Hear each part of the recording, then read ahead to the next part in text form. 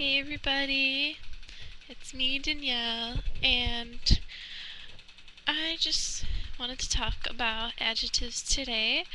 There are two types of adjectives, and this is an important lesson because it's very basic foundation that will help you with later Japanese. Okay, so listen carefully.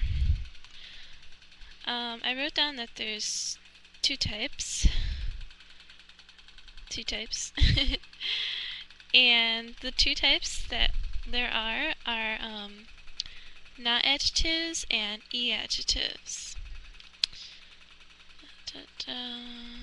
Okay. So, I think the first ones that I'll go over are i-adjectives, which are right here. I-adjectives are the easier ones because they all need to end in at least one i-hiragana. So this is the i-hiragana, and if they end in that, then they're most likely an i-adjective, but not always, and you'll see why. I just wrote down some examples, because I'm just going through examples today. We're not going to learn any conjugation tricks or anything like that. But, ore, that means example. So I just wrote down a few, but there are plenty, trust me. There are so many i-adjectives that I could think of. Like, most Japanese adjectives are i-adjectives. Anyway, the first one I wrote down is kawaii. Kawaii, I don't really say that very well, but that means cute, of course. So that's always a familiar i-adjective. But you'll notice it's a little bit different because it ends in two e's. Here's one and here's one.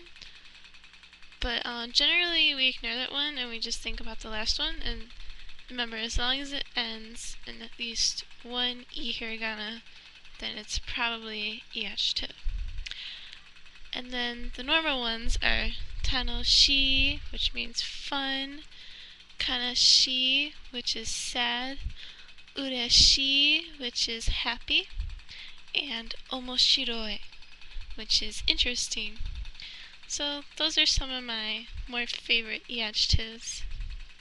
There's also colors, red, blue, green, akai, aoi, kuroi, shiroi. There's other i-adjectives such as takai, which is tall.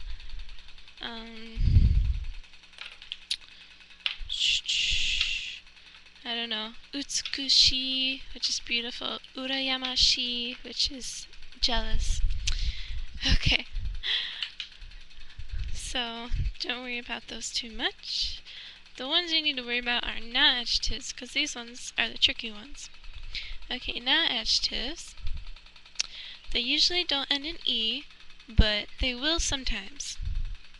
So, if it's an adjective and it doesn't end in e, the i-hiragana, then it is a na-adjective. But if it does end in e, you need to double check it. Okay, so I'm just going to go over the normal ones first, which are, this one is a familiar one, ski or suki, which means like, to like something. It's kind of weird that this is a adjective, but in Japanese it's an adjective. To like something is an adjective.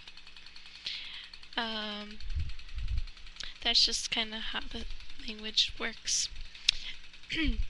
Another one that you might be familiar with is jozu, which is skillful.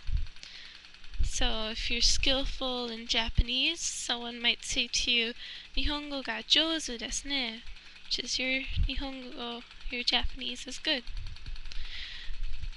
So that's a na-adjective. Steki, steki. This means nice. So, steki na hito, we might say nice person, or something like that. Heta is the opposite of jozu. It it means you're not skillful at something. You're very poor at it. The shizuka, which is quiet. The toshokan, the library, is often shizuka ne, shizuka da ne, which is quiet. Libraries are quiet. Or someone might say to you, shizuka ni shite kudasai, which is please be quiet. Toshokan ni shizuka ni shite kudasai. Okay. And another one is hansamu, which is handsome. I wrote it in hiragana right here, but it's normally written in katakana. But I haven't really taught that yet, so I wrote it in hiragana as well. But yeah, those are all na-adjectives, but there are a few ones that are more commonly used and that you might want to know. So one that you might want to know is kirei. Kirei is an adjective. Even though it does end in e, it's an adjective. And it's something that you just have to memorize. And there's also yume, which is famous. So yume na hito, a famous person. And kirai, that means dislike. It's like the opposite of suki. So if you dislike broccoli, you might say broccoli ga kirai desu, means I hate broccoli. So it kind of means like hate, or you really dislike something. So yeah, these ones are special. Kirei, yume, kirai. And just a note, don't mix up yume with yume, because yume means dream. Yume. Not without those two. Yeah, yume. I don't know. I was teaching someone that word and they mixed it up with dream. So, alright, the last thing I want to teach you is how to look up na-adjectives in the dictionary.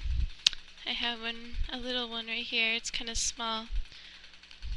But I looked up kirei, which is pretty. And let's just pretend I don't know if it's an i-adjective or an adjective. Well, you look up kirei in the dictionary, and what you need to look out for is if in the examples they have a na after it, then that means it's an adjective. If they don't, then it's i-adjective. But let me just double check.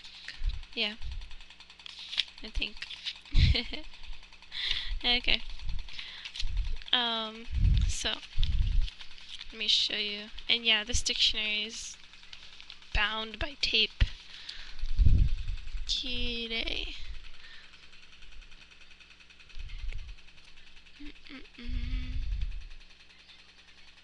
There we go. See it right there?